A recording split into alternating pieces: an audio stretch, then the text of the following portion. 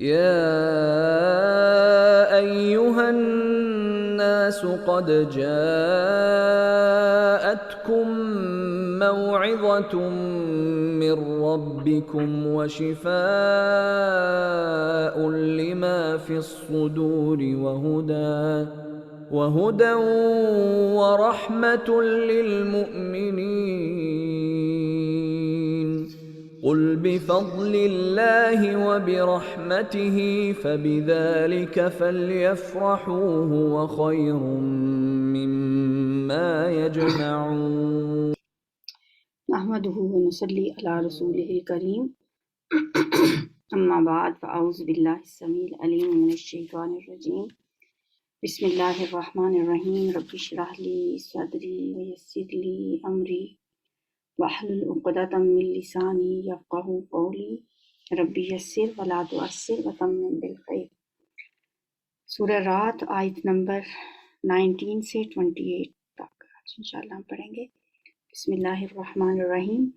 افمن یعلم، کیا پس جو شخص کے یعلم وہ جانتا ہو، انما کہ بے شک، انزلہ جو کچھ نازل کیا گیا ہے، الیکا آپ کی طرف، من ربک آپ کے رب کی طرف سے، الحق وہ حق ہے، کمن اس شخص کی طرح ہو سکتا ہے، کامن کی طرح، لائک، مانند، من اس کی طرح، ہوا کہ وہ آما وہ اندھا ہے. یعنی بھلا یہ کیسے ممکن ہے کہ وہ شخص جو آپ کے رب کی اس کتاب کو جو اس نے آپ پہ نازل کی ہے اسے حق جانتا ہے، اور وہ شخص جو اس حقیقت کی طرف سے اندھا ہے، کیا یہ دونوں برابر ہو سکتے ہیں؟ انما یقیناً یتذکر نصیحت حاصل کرتے ہیں، اولو الالباب عقل والے. یعنی نصیحت تو دانشمند لوگ، عقل مند لوگ ہی قبول کیا کرتے ہیں. اللہ کی بھیجی ہوئی اس تعلیم اور اللہ کے رسول کی اس دعوت کو جو لوگ قبول کرتے ہیں وہ عقل کے اندھے نہیں ہوتے، بلکہ وہ ہوش مند ہوتے ہیں، بیدار مغز ہوتے ہیں، اولو الالباب ہوتے ہیں وہ لوگ. اور پھر دنیا میں ان کی سیرت کا وہ رنگ اور آخرت میں ان کا وہ انجام ہوتا ہے جو بعد کی اگلی آیات میں ہمیں بتایا جائے گا. الذین، یہ وہ لوگ ہوتے ہیں، یوفونا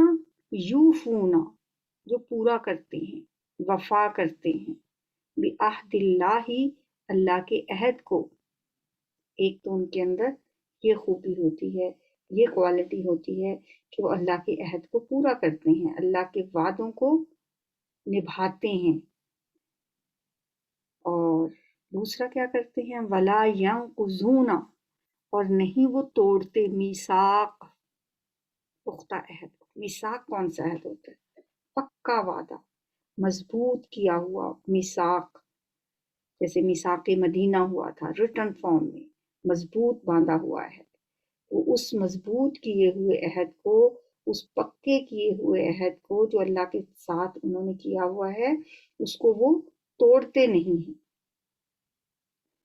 وہ عہد کون سا ہے؟ وہ ازلی عہد، وہ وعدہ جسے عہد الست کہا جاتا ہے، جسے اللہ نے شروع میں، ابتدا میں تمام انسانوں سے ایک عہد لیا تھا.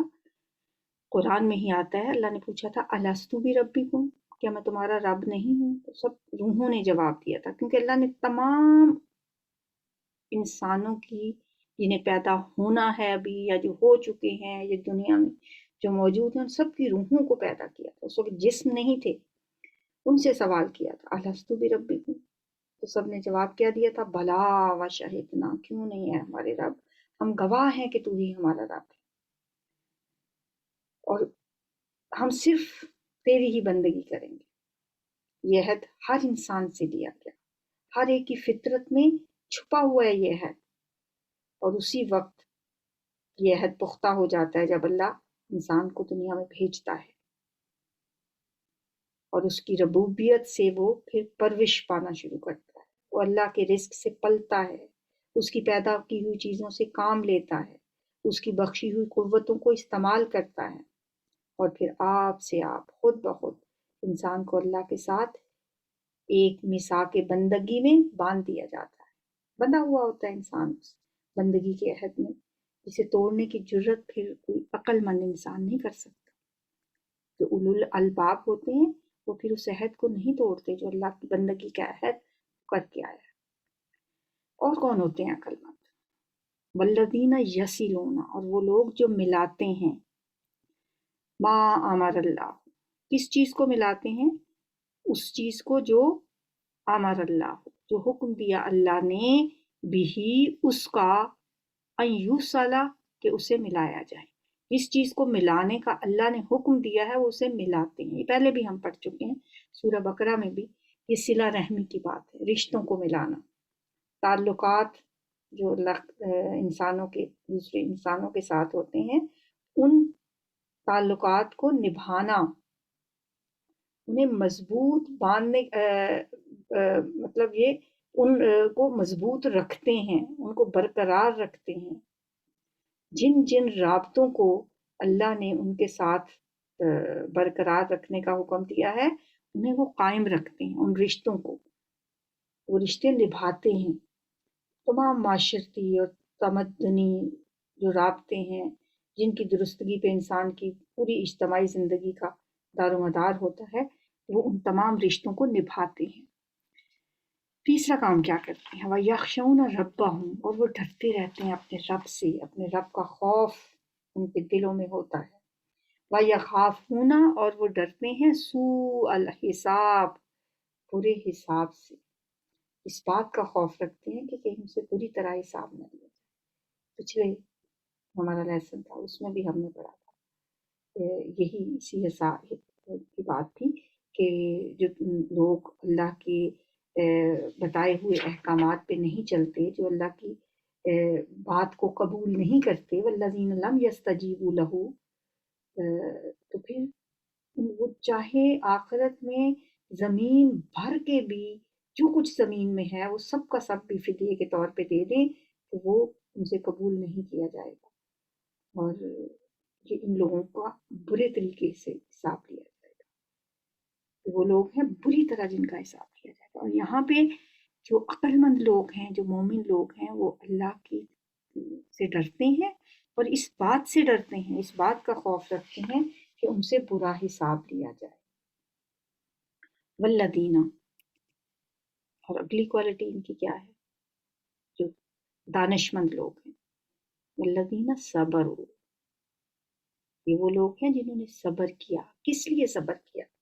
ابتغاء وجہ ربہم، اپنے رب کی رضامندی چاہنے کے لیے، اپنے رب کی رضا کے لیے، اپنے رب کا چہرہ دیکھنے کے لیے۔ وجہ ہم چہرے کو کہتے ہیں، جیسے ہماری گروپ کا نام ہے کیا ترجمہ قرآن، لوجہ اللہ، اللہ کی رضا حاصل کرنے کے لیے ہم ترجمہ قرآن کرتے ہیں۔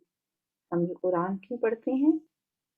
لوجہ اللہ، تاکہ ہمیں اللہ کے چہرے کا دیدار کر سکیں، اس کی رضا حاصل کر سکیں، اس کو خوش کر سکیں۔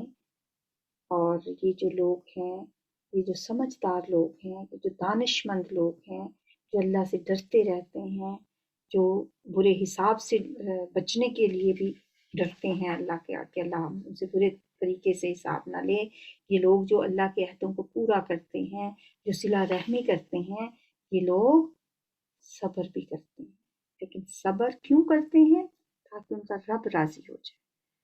صبر اس لیے نہیں کرتے کہ لوگوں نے صابر کہیں، بلکہ وہ صبر اس لیے کرتے ہیں کہ ان کا رب راضی ہو جائے، ان کا رب ان سے خوش ہو جائے۔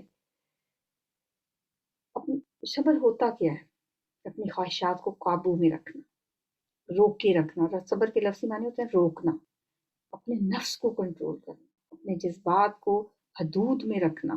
اللہ کی نافرمانی میں جن انسان کو لذتوں کا نظر آتا ہے نا، کہ لذتیں نظر آتی ہیں جو اللہ کی نافرمانی کر کے، گناہ کر کے، وہ ان لذتوں کو دیکھ کے پھسل نہیں جاتے، بلکہ اللہ کی فرما برداری میں جن تکلیفوں کا اندیشہ ہوتا ہے انہیں برداشت کرتے ہیں۔ اس لحاظ سے مومن کی پوری زندگی دراصل صبر کی زندگی ہے۔ کیونکہ وہ اللہ کی رضا کی امید پر اور آخرت کے اچھے نتائج کی توقع پر اس دنیا میں ضبط نفس سے کام کرتا ہے، اور گناہ کی طرف اگر اس کا کبھی نفس جاتا بھی ہے تو وہ پورے صبر کے ساتھ اس کا مقابلہ کیا چاہتا ہے، وہ وجہ اللہ، اپنے رب کا چہرہ، اپنے رب کی رضا. جیسے حضرت ابوبکر صدیق جو ہیں، ان سے ان کی یہ عادت تھی، وہ ہمیشہ غلاموں کو آزاد کیا کرتے تھے، اور اکثر جو بیچارے غریب کمزور لوگ ہوتے اور کسی کی غلامی میں ہوتے، اور اس غلامی میں پھر ان کو ظاہر ہے ان کو اذیتیں پہنچائی جاتی تھیں، تو حضرت ابوبکر صدیق ان کی جو بھی ان کا معاوضہ ہوتا تھا وہ معاوضہ ادا کرتے تھے اور ان کو آزاد کروا دیتے. ان کے والد تھے ابو کے حافہ. انہوں نے کہا کہ اپنے بیٹے سے کہ اگر تم نے غلاموں کو آزاد ہی کروانا ہوتا ہے، کوئی ایسے لوگوں کو آزاد کروا دیا کرو جو ذرا صحت مند بھی ہوں، ذرا جان والے ہوں. کبھی انسان کو ضرورت ہی پڑ جاتی ہے، انسان ان سے کوئی کام لے لیتا ہے، تو ایسے لوگوں کو تم کیوں نہیں آزاد کراتے. حضرت ابوبکر صدیق نے کہا کہ میرا تو مقصد یہ نہیں ہے، میرا مقصد تو یہ ہے کہ میرا رب راضی ہو جائے، میرا اللہ مجھ سے خوش ہو جائے. میں دنیا تو چاہتا ہی نہیں ہوں، میں تو اللہ کی رضا چاہتا ہوں. اللہ تعالیٰ کو ان کی یہ بات اتنی پسند آئی کہ قرآن حکیم میں سورہ لیل کی آخری جو آیات ہے نا، آیت نمبر 19 سے لے کے اینڈ تک اللہ تعالیٰ نے وہ نازل کر دی. وَمَا لِأَحَدٍ عِندَهُ مِن نِعْمَةٍ تُجْزَىٰ، کسی کا اس پر کوئی احسان نہیں کہ جس کا بدلہ دیا جا رہا ہو. إِلَّا ابْتِغَاءَ وَجْهِ رَبِّهِ الْأَعْلَىٰ، بلکہ صرف وہ اپنے رب کی رضا اور اس کی مرضی چاہنے کے لیے یہ کام کرتے ہیں. وَلَسَوْفَ يَرْضَىٰ، اور ان قریب وہ راضی ہو جائے گا. مفسرین لگاتے ہیں کہ یہ آیات حضرت ابوبکر صدیق کے بارے میں نازل. إِلَّا ابْتِغَاءَ وَجْهِ رَبِّهِ الْأَعْلَىٰ، وہ تو اپنے رب کی، اپنے پروردگار کی رضا چاہتے ہیں. تو یہ بھی وہی لفظ ہے ابتغاء وجہ ربہم، تو یہ لوگ صبر کرتے ہیں اپنے رب کی رضامندی چاہنے کے لیے. اور کیا کرتے ہیں یہ لوگ؟ وقام الصلاۃ، نماز قائم کرتے ہیں. وانفقوا، اور انہوں نے خرچ کیا، مما، اس میں سے جو رزقناہم، ہم نے ان کو دیا، ہمارے دیے ہوئے رزق میں سے وہ خرچ کرتے ہیں. سرم و علانیت، چھپا کے بھی خرچ کرتے ہیں اور اعلانیہ بھی خرچ کرتے ہیں. یہاں اعلانیہ خرچ کرنے کی ضرورت ہے تاکہ دوسرے لوگوں کو بھی موٹیویشن ملے، وہاں وہ سب کے سامنے خرچ کرتے ہیں. ورنہ وہ اس طرح خرچ کرتے ہیں کہ ایک ہاتھ سے خرچ کریں تو دوسرے کو پتہ بھی نہ چلے. دونوں طریقے سے وہ اللہ کے رستے میں انفاق کرتے ہیں. وَيَدْرَؤُونَ بِالْحَسَنَةِ السَّيِّئَةَ، یہ بہت پیاری خوبی ہے ان بندوں کی جو سمجھدار ہوتے ہیں، جو عقل مند ہوتے ہیں. اب ہم نے یہ دیکھنا ہے کہ ہم ان کی کیٹیگری میں آتے ہیں یا نہیں، ہم کہاں پہ فال کر رہے ہیں، ہم کہاں پہ سٹینڈ کرتے ہیں، ہم کدھر کھڑے ہیں. کیا ہمارے اندر یہ ساری کوالٹیز ہیں جو سمجھدار لوگوں کے اندر ہوتی ہیں. دنیا میں بے شک ہم جتنی مرضی تعلیم حاصل کر لیں، بڑی سے بڑی ڈگریاں ہم حاصل کر لیں، ہم ڈاکٹریٹ کر لیں، پوسٹ ڈاک کر لیں، لیکن اگر ہمارے اندر یہ والی باتیں نہیں ہیں، یہ کوالٹیز نہیں ہیں جو اللہ نے ان لوگوں کی قرار دی ہیں جنہیں اولو الالباب کہا گیا ہے، تو پھر ہماری تعلیم کا کیا فائدہ، پھر ہمارے پاس کون سا سرٹیفکیٹ ہے عقل مند ہونے کا. وَيَدْرَؤُونَ بِالْحَسَنَةِ السَّيِّئَةَ، اور وہ دور کرتے ہیں نیکی کے ساتھ برائی کو. نیکی کے ساتھ برائی کو کیسے دور کیا جائے؟ یہ بڑی ایک ایسی بات ہے کہ اگر یہ ہمارے اندر آ جائے، اگر ہم نیکی کے ساتھ، اچھائی کے ساتھ برائی کو دور کرنے کا سلیقہ سیکھ لیں تو ہماری زندگی جنت بن جائے. یہ جو لوگ ہوتے ہیں وہ برائی کے مقابلے میں برائی نہیں کرتے، بلکہ اگر ان کے ساتھ کوئی برائی کر رہا ہو تو وہ آگے سے نیکی کرتے ہیں. وہ شر کا مقابلہ شر سے نہیں کرتے بلکہ خیر سے کرتے ہیں۔ کوئی کتنا ہی ان پہ ظلم کرے تو جواب ظلم میں نہیں دیتے بلکہ انصاف سے کرتے ہیں۔ کوئی ان کے خلاف جھوٹ بول رہا ہو تو وہ سچ ہی بولتے ہیں، کوئی ان سے خیانت کر رہا ہو تو وہ امانت داری سے ہی کام لیتے ہیں۔ نبی صلی اللہ علیہ وسلم کی ایک حدیث بھی ہے نا، آپ نے فرمایا تم اپنے طرز عمل کو لوگوں کے طرز عمل کے تابع نہ بنا کر رکھو۔ یہ کہنا غلط ہے کہ اگر لوگ بھلائی کریں گے تو ہم بھی بھلائی کریں گے، لوگ ظلم کریں گے تو ہم بھی ظلم کریں گے، بلکہ تم اپنے نفس کو ایک قاعدے کا پابند بناؤ، اگر لوگ نیکی کریں تو تم نیکی کرو، اور اگر لوگ تم سے بدسلوکی کریں تو تم ظلم نہ کرو۔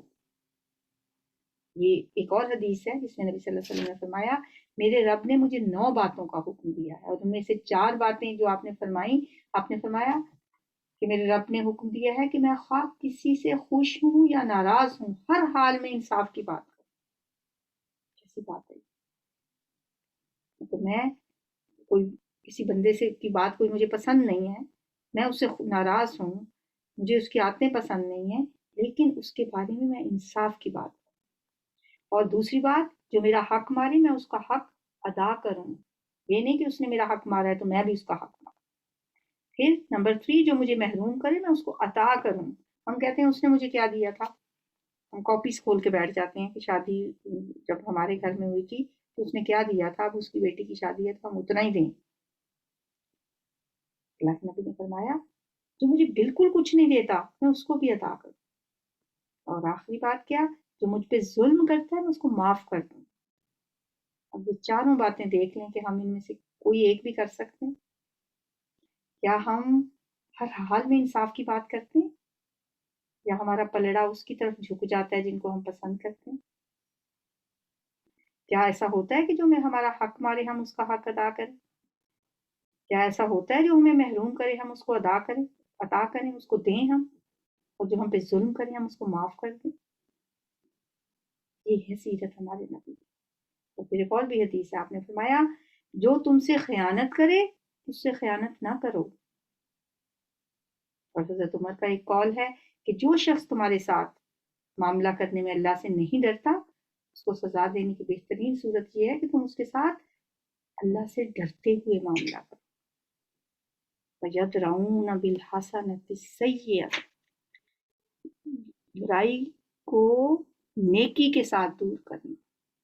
اور بعض اوقات ہم کہتے ہیں کہ ہم جتنا مرضی کسی کے ساتھ اچھا کریں لوگ آگے سے ہمارے ساتھ اچھا سلوک نہیں کرتے، کتنی دیر نہیں کریں گے؟ اگر ہم اللہ کا حکم سمجھتے ہوئے اس آیت پہ عمل کرتے ہوئے کہ ہم نے بس اچھا ہی کرنا ہے، ہمارے ساتھ کوئی برا کر رہا ہے تو کرتا رہے، پھر ہم اس کے ساتھ اچھا کر کے کوئی احسان نہ کریں، ہم کہیں کہ ہمارے رب کا حکم ہے۔ مشکل بات ہے، یہ آسان بات نہیں ہے، لیکن پھر اس کا ریوارڈ بھی بہت ہے۔ اولئک لہم عقبی الدار، یہ ساری خوبیاں جن کے اندر ہوں گی، اچھا انجام، آخرت کا گھر پھر انہی کے لیے، ایسے لوگوں کو ملے گا عقبی الدار، آخرت کا گھر، جنات عدن، باغات ہیں ہمیشگی کے، عدن کی جنتیں، یدخلونہا، وہ داخل ہوں گے ان میں، خود بھی ان میں داخل ہوں گے، یعنی ایسے باغات جو ان کی ابدی قیامگاہ ہوں گے وہ خود بھی ان میں داخل ہوں گے، اور کون ہوگا، ومن صالحا، اور جو نیک ہوئے، جو صالح ہوئے، من آبائہم، ان کے باپ دادا میں سے بھی، ان کے آباء و اجداد میں سے، وازواجہم، اور ان کی بیویوں میں سے، وذریاتہم، اور ان کی اولاد میں سے، جو لوگ نیک ہوں گے وہ بھی ان جنتوں میں داخل ہوں گے، وہ بھی وہاں پہ ان کے ساتھ ہوں گے، اور کیا ہوگا وہاں، والملائکۃ، اور فرشتے، یدخلون علیہم، داخل ہوں گے ان پر، من کل باب، ہر دروازے سے، ملائکہ ہر طرف سے ان کے استقبال کے لیے آئیں گے، من کل باب، ہر دروازے سے فرشتے آ کے پھر کیا کہیں گے، سلام علیکم، تم پر سلامتی ہو، بما صبرتم، جو تم نے صبر کیا، صبر کا بدلہ دیکھ لیں کیا ملنے والا، سلام علیکم بما صبرتم، تم پر سلامتی ہو تم نے دنیا میں جس طرح صبر سے کام لیا، فنعم عقبی الدار، اس کے صلے میں، اس کی بدولت آج تم اس آخرت کے گھر کے مستحق ہوئے ہو۔ فنعم عقبی الدار، کتنا اچھا ہے وہ آخرت کا گھر۔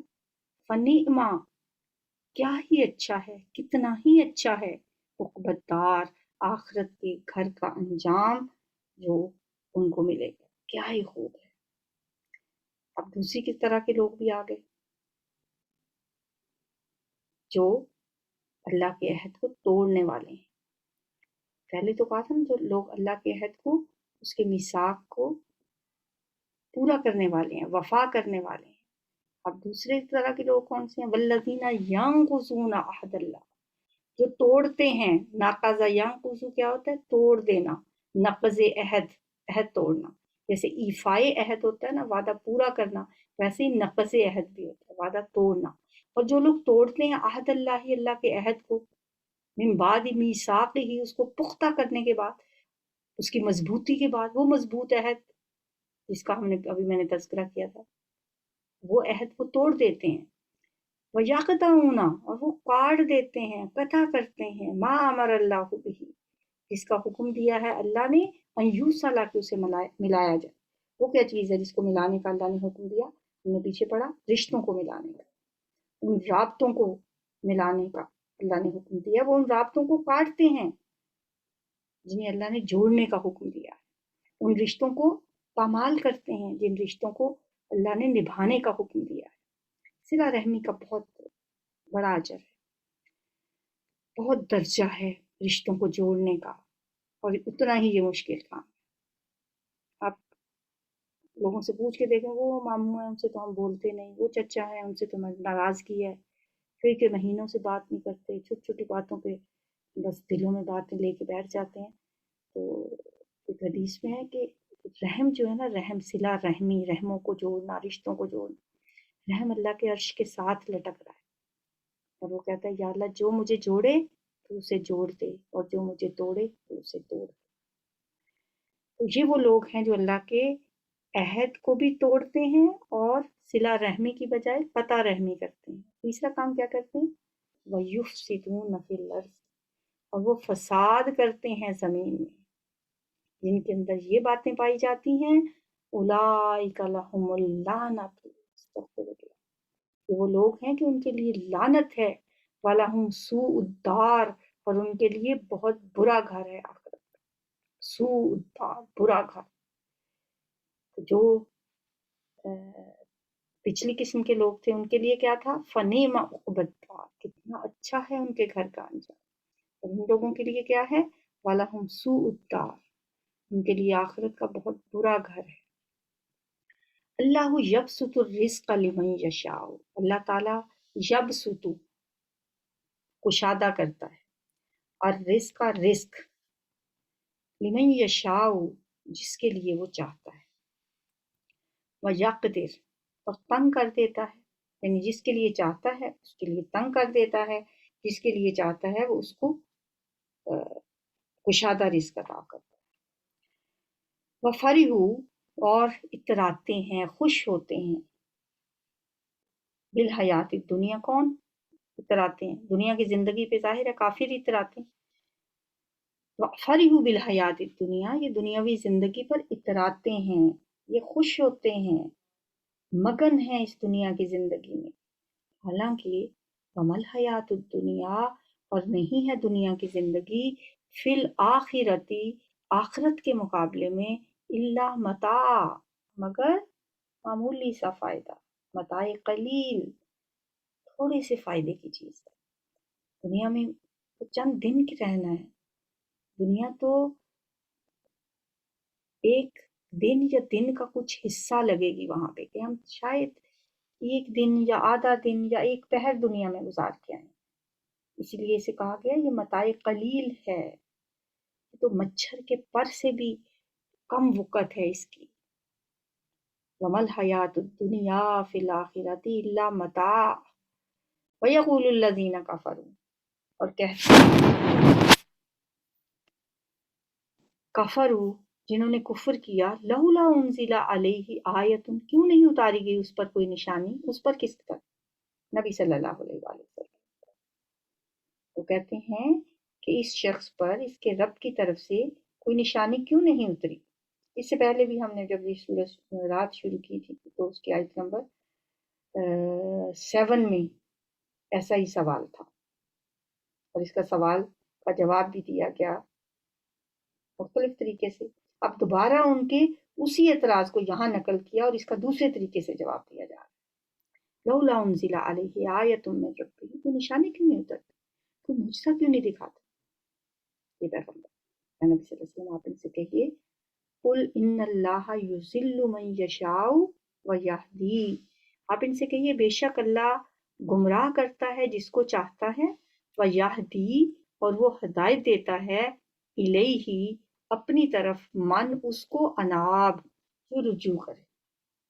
میرا رب تو جسے چاہتا ہے گمراہ کر دیتا ہے اور وہ اپنی طرف آنے کا رستہ اسی کو دکھاتا ہے جو اس کی طرف رجوع کرے۔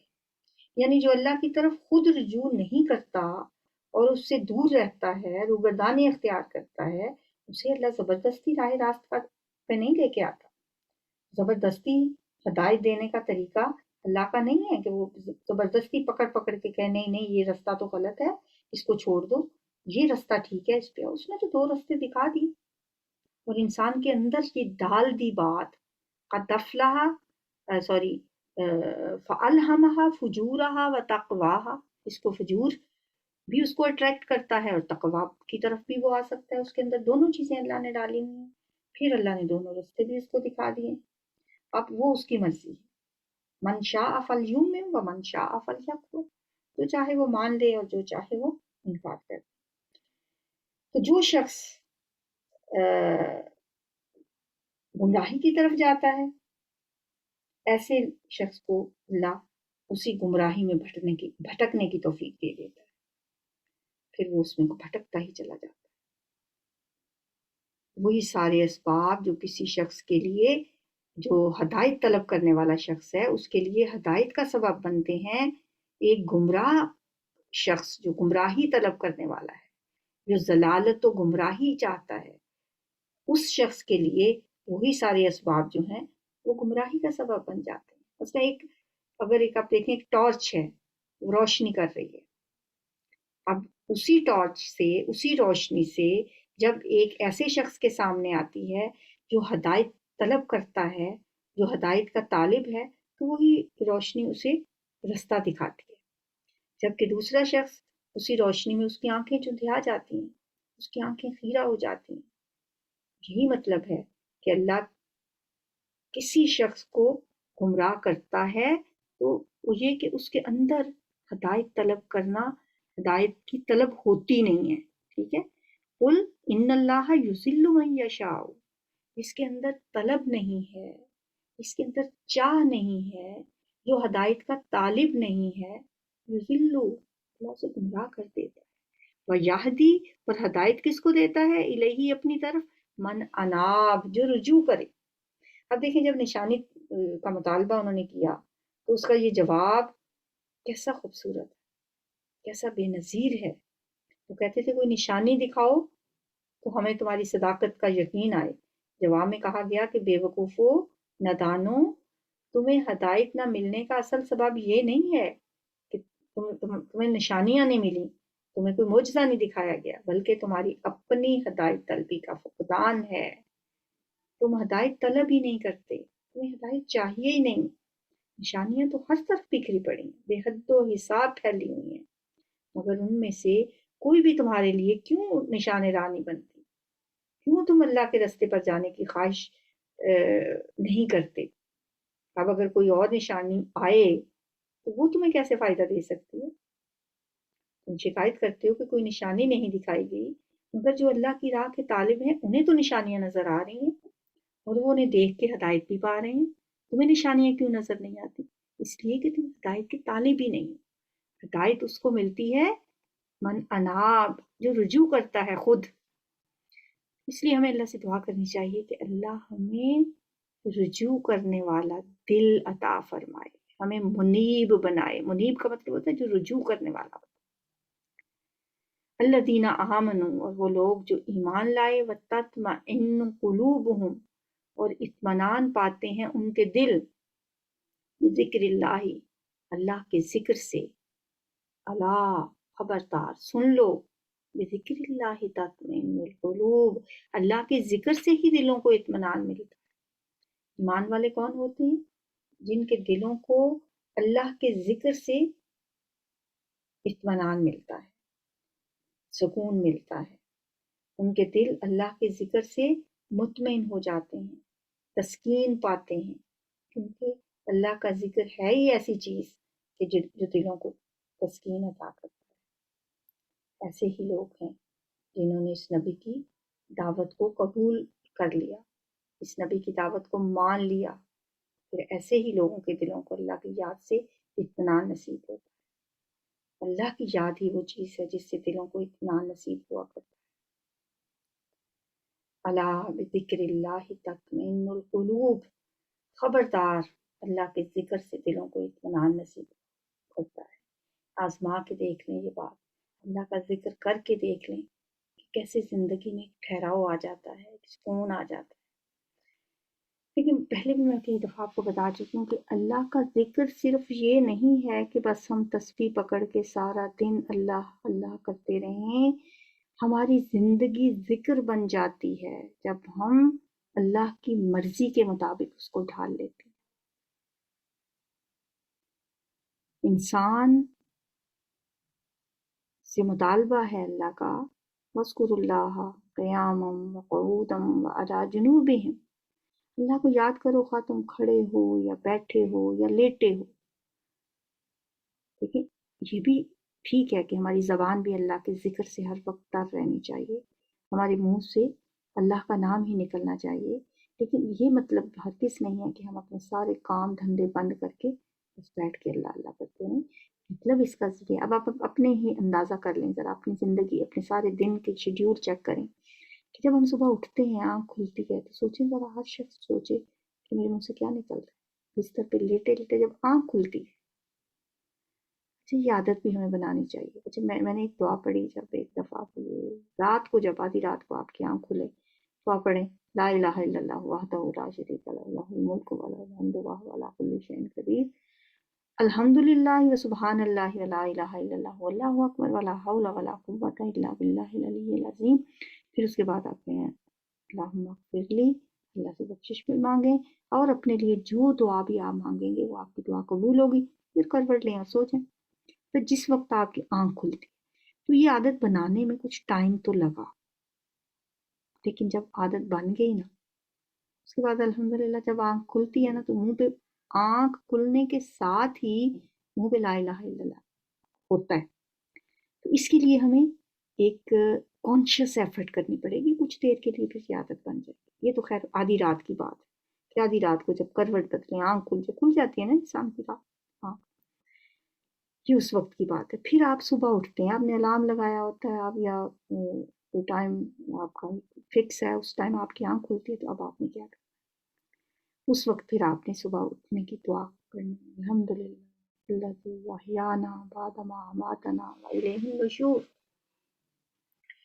یہ چلیں کم از کم ایک یہ دعا تو ضرور پڑھیں. ویسے تو ہمیں اللہ کا ذکر کرنا چاہیے، اللہ اکبر 10 دفعہ کہیں، الحمدللہ 10 دفعہ کہیں، سبحان اللہ 10 دفعہ کہیں، استغفر اللہ 10 دفعہ کہیں، لا الہ الا اللہ 10 دفعہ کہیں. لیٹے لیٹے کروٹیں بدلتے، آنکھیں ملتے، آنکھیں ملنا بھی سنت ہے. تو یہ سارا کچھ پڑھتے رہیں. اور اگر اللہ توفیق دے تو سورہ آل عمران کا جو آخری رکوع ہے، ان فی خلق السماوات والارض واختلاف اللیل والنہار سے لے کے اینڈ تک، وہ اگر یاد ہے تو وہ بھی نبی صلی اللہ علیہ وسلم کی سنت ہے کہ آپ آنکھیں کھول کے وہ پڑھا کرتے تھے. پھر اس کے بعد ہم دیکھیں کہ ہمارا جو وہ ہے نا، اٹھ گئے. اب جب ہم نے اٹھنا ہے، ہم نے اٹھ کے جانا ہے، ظاہر ہے انسان اٹھ کے واش روم کی طرف جاتا ہے، تو اب ذکر تو لیٹے لیٹے ہمارا سٹارٹ ہو گیا. اب ہم اٹھ کے جا رہے ہیں، جاتے جاتے کوئی دعا اپنے لیے مانگیں، وہ اللہ تعالیٰ وہ دعا قبول کرے گا. پھر ہم واش روم میں جاتے ہیں تو اس کی دعا پڑھتے ہیں، بسم اللہ اللہم انی اعوذ بک من الخبث والخبائث. یہ سب کام کوئی ایسے نہیں کہ ہمارے بوجھ ہے یا ہم کوئی بہت ہی مشقت طلب کام کریں، یہ روٹین کے کام. دعا پڑھ کے اندر کے وضو کر کے بھی نکلے تو وضو کی دعا پڑھی، یا واش روم سے نکلے تو غفرانہ کا پڑھا، پھر وضو کیا، وضو کے بعد کی دعا پڑھی، نماز پڑھی. اس کے بعد ہم کھانا بنائیں یا کریں تو اللہ کا نام لے کے شروع کرتے ہیں، بسم اللہ پڑھ کے ہر کام کرتے ہیں. کھانا کھاتے ہیں بسم اللہ پڑھتے ہیں، کھانا ختم ہوتا ہے الحمدللہ کہتے ہیں. کہیں کام پہ چلے گئے، گاڑی میں بیٹھے تو اس کی دعا پڑھ لی، نیچے اترے تو اس کی دعا پڑھ لی، کسی ادارے میں داخل ہوئے تو وہ دعا پڑھ لی، کوئی اچھی چیز دیکھی سبحان اللہ کہہ دیا، سیڑھیاں چڑھیں اللہ اکبر، نیچے اترے سبحان اللہ. تو کسی نے حال پوچھا الحمدللہ. اب یہ کیا ہو رہا ہے؟ ہم اپنے کام کر رہے ہیں، روٹین کی زندگی ہماری چل رہی ہے، لیکن اللہ کا ذکر ساتھ ساتھ ہو رہا ہے. کوئی اچھی چیز دیکھ کے اگر ہم نے اپنی عادتیں نہیں بنائیں تو ہم کیا کہتے ہیں؟ کوئی اچھی چیز نظر، واہ کتنی پیاری ہے، تو یہ کہنے کی بجائے ہم کہ سبحان اللہ کتنی اچھی ہے یہ چیز. کسی نے حال پوچھا، ہم یہ بھی کہہ دے سکتے ہیں ہاں میں ٹھیک ہوں، لیکن اگر ہم یہ کہیں الحمدللہ تو یہ قرآن کی آیت بھی ہے، اللہ کا شکر بھی ہے. تو یہ اس طرح ہماری زندگی پورا دن ہمارا ذکر ہی ہے. جب تک اگلی نماز کا ٹائم نہیں ہے ہم اپنے کام کر رہے ہیں ساتھ ساتھ، لیکن اللہ کا نام ہماری زبان پہ جاری و ساری رہتا ہے. اور کانشیس ایفرٹ بھی ہو سکتی ہے کہ اگر ہم کہیں نہیں ہم نے آج تیسرا کلمہ چلتے پھرتے پڑھتے رہنا ہے، سبحان اللہ والحمدللہ ولا الہ الا اللہ واللہ اکبر ولا حول ولا قوت الا باللہ العلی العظیم. ہر کسی کو آتا ہے یہ. اس میں تسبیح بھی ہے سبحان اللہ، تحلیل بھی ہے، تحمید بھی ہے الحمدللہ، سبحان اللہ والحمدللہ لا الہ الا اللہ تحلیل کہلاتی، اللہ اکبر تکبیر کہلاتی ہے. ذکر کی جتنی بھی شکلیں ہو سکتی ہیں ہم وہ ذکر ہے. لیکن ایک جگہ سے جاتے ہوئے دوسری جگہ، یا بیٹھے ہم کوئی کام کمپیوٹر پہ کوئی کام کر رہے ہیں، زبان سے ادا کرتے اللہ کی تعریف. کچھ ٹائم فکس کر لیں کہ چلیں ٹھیک ہے میں 10 بجے تک میں نے اللہ کی حمد و ثنا بیان کرنی، پھر اس کے بعد 12 بجے تک جب بھی مجھے یاد آئے گا میں درود شریف پڑھوں گی، نبی صلی اللہ علیہ وسلم پہ درود پڑھتی رہوں گی. پھر اس کے بعد شام تک میں استغفر اللہ پڑھتی رہوں گی اپنے لیے، پہلے اللہ کی تعریف، پھر نبی پہ درود، پھر اپنی ذات کے لیے اللہ سے استغفار انسان مانگتا ہے. تو یہ تمہاری کانشیس ایفرٹ ہے. لیکن اس کے علاوہ بھی ہم اگر اللہ کی مرضی کے مطابق چل رہے ہیں تو ہماری زندگی ذکر ہے. اور جو لوگ ذکر والی زندگی جن کی ہوتی ہے، الا بذکر اللہ تطمئن القلوب، خبردار اللہ کے ذکر سے دلوں کو اطمینان ملتا ہے. یہ آزمائش شرط ہے، آپ ایسے کر کے دیکھ لیں انشاءاللہ زندگی بہت سکون میں آ جائے گی. چلیں جی آیات کی تلاوت سنتے ہیں. أفمن يعلم أنما أنزل إليك من ربك الحق كمن هو أعمى إنما يتذكر أولو الألباب الذين يوفون بعهد الله ولا ينقضون الميثاق والذين يصلون ما أمر الله به أن يوصل ويخشون ربهم ويخافون سوء الحساب والذين صبروا ابتغاء وجه ربهم وأقاموا الصلاة وأنفقوا مما رزقناهم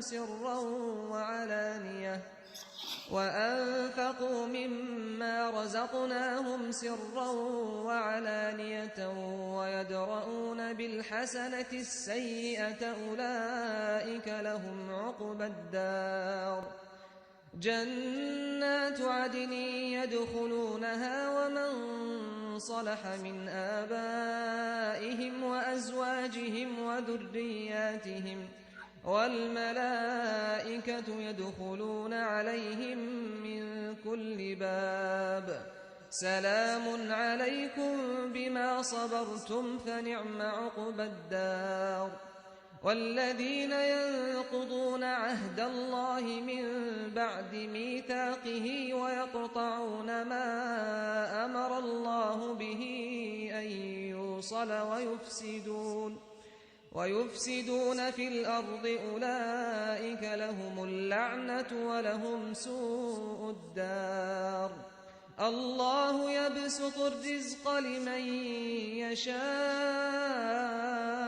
ويقدر وفرحوا بالحياة الدنيا وما الحياة الدنيا في الآخرة إلا متاع ويقول الذين كفروا لولا أنزل عليه آية من ربه قل إن الله يضل من يشاء ويهدي إليه من أناب الذين آمنوا وتطمئن قلوبهم بذكر الله ألا بذكر الله تطمئن القلوب.